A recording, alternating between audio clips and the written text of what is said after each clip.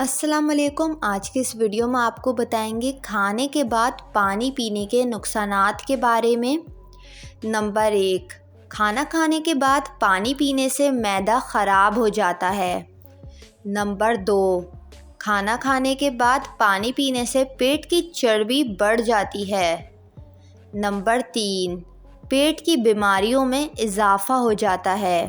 Number 4, खाने के बाद पानी पीना जितना सेहत को नुकसान देता है, इतना अगर खाने के बाद 1 चम्मच जहर इस्तेमाल किया जाए तो वो भी शायद कम नुकसानदेह हो।